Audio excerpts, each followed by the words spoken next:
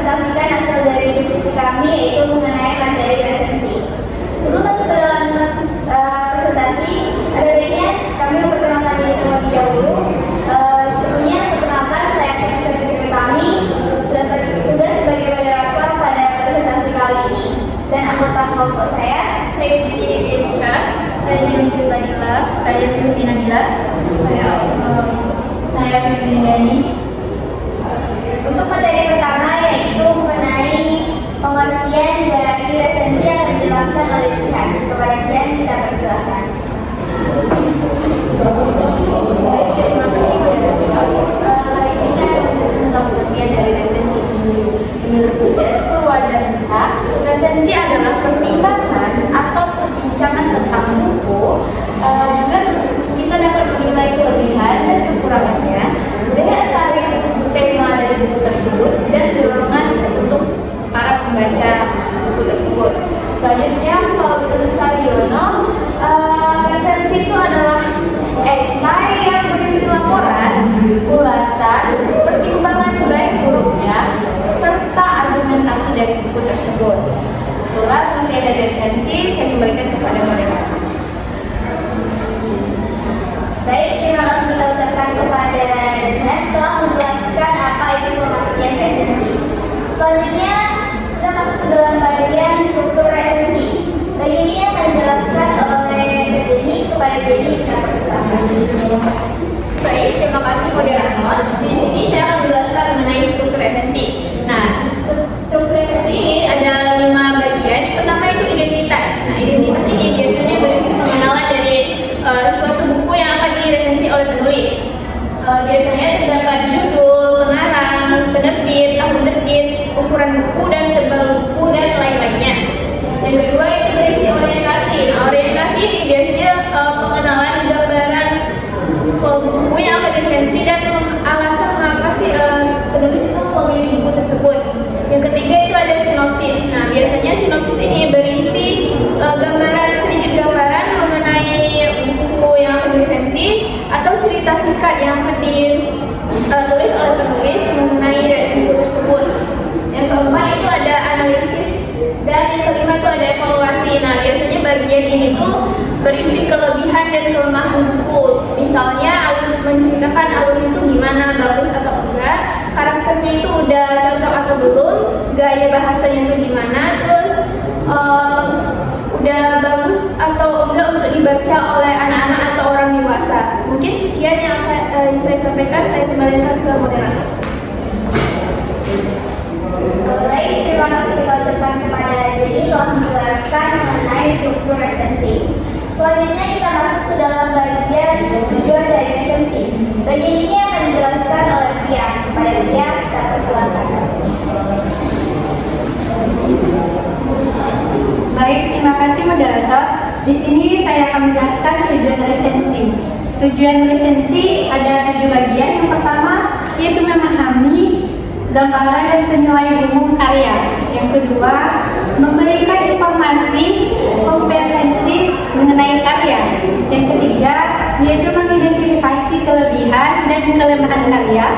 Yang keempat, memahami latar belakang dan alasan karya dibuat. Yang kelima, yaitu memberikan masukan berupa kritik dan saran. Yang keenam, mengajak pembaca untuk berdiskusi karya. Yang ketujuh yaitu menguji kualitas karya dan membandingkannya dengan karya lain. Sekian dari saya kembalikan kepada moderator. Baik, terima kasih kita ucapkan kepada Pia. Selanjutnya kita masuk pada bagian terakhir, yaitu contoh resensi dari sebuah novel. Ini akan dijelaskan oleh Alsimora dan Syukri. Kepada Alsimora dan Syukri kita persilakan. Baik, terima kasih moderator. Saya di sini akan menjelaskan dan memaparkan dinamika bagaimana contoh resensi. Nah, contoh resensi yang kita ambil kali ini adalah contoh resensi pada novel Laut Bercerita. Seperti yang telah dijelaskan oleh Jenny tadi, bahwa struktur dari resensi ada identitas, orientasi, sinopsis, analisis, dan evaluasi. Nah, di sini saya akan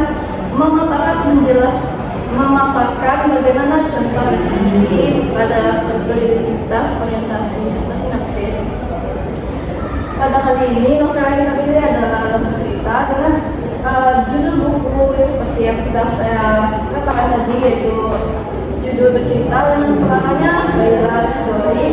Jumlah halaman pada novel ini adalah 364, serta penerbitnya adalah Pusat, serta penerbitnya adalah Gramedia. Publikasinya tahun 2017. Selanjutnya adalah orientasi. Novel ini mengangkat tema persahabatan, percintaan, kekeluargaan adalah satu kehilangan dengan melatarkan waktu di tahun 90-an dan tahun 80-an. Novel ini dapat menjadi para pembaca, seorang para pembaca dapat merasakan kembali ke masa lalu dan kembali ke tahun yang bersangkutan pada novel. Dalam kata lain, novel ini mengingatkan para pembacanya akan era reformasi di tahun 1988 yang bernas akan kesulitan dan kekejaman bagi para pembelanya. Selanjutnya ada sinopsis. Nah, contoh resensi kali ini yang akan saya paparkan adalah bagi sinopsis. Laut bercerita menceritakan perilaku kekejaman dan kegemasan yang dirasakan oleh kelompok aktivis mahasiswa. Tidak hanya itu, novel ini pun menemukan kembali akan hilangnya 13 aktivis, bahwa sampai saat ini belum juga ada yang mendapatkan petunjuknya. Cerita dalam novel Laut Bercerita terbagi menjadi dua bagian dengan jarak waktu yang jauh berbeda.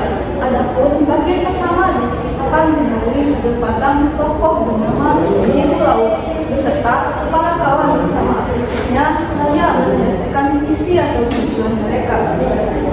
Sementara pada bagian kedua, kisahnya diambil dari sudut pandang asmara, arti dari laut yang mempunyai tujuan atau visi yang cenderung berkaitan dengan laut. Dalam novel ini diceritakan bahwa laut beserta ikan-ikannya melaksanakan beberapa aksi atau gerakan untuk membela rakyat yang telah diambil haknya oleh pemerintah.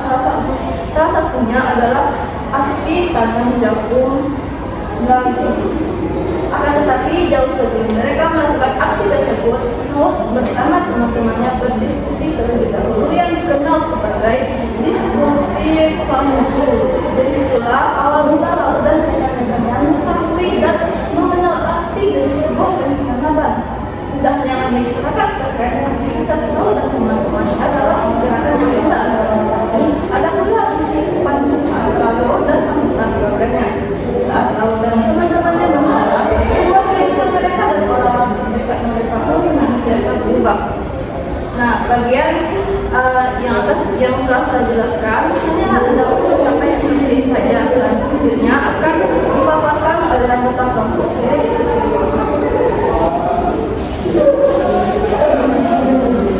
Baiklah, di sini saya akan melanjutkan penjelasan dari Alsinara tadi, yaitu bagian keempatnya yaitu analisis. Penulis novel bercerita ini yang bernama Laila Chudori ini menetapkan tema yang mengenai kemanusiaan, sehingga dari novel ini memiliki predikat terbaik dalam genre historical fiction, yang dimana visualisasi karakter dan suasana dalam novel ini tampak nyata dan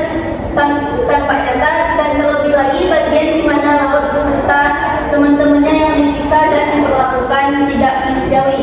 Begitupun dengan pilihan katanya, yang dimana penggunaan bahasa dalam novel tersebut terbilang mudah dipahami sebab tak ada istilah atau ungkapan asing yang menjadikan para pembaca tersebut sukar memahami isi cerita. Lanjut yaitu poin kelima, yaitu evaluasi. Di dalam novel Laut Bercerita ini bersifat edukatif, yang dimana dibuktikan bahwa di dalamnya memuat pengetahuan sejarah pergerakan dalam menegakkan keadilan sosial dan asas demokrasi. Dengan begitu, ketika kita selesai membaca Laut Bercerita ini, kita banyak mendapatkan pengetahuan tentang sejarah lampau. Selain itu, di balik suksesnya novel ini, salah satunya adalah cara agar seseorang manusia dapat memanusiakan manusia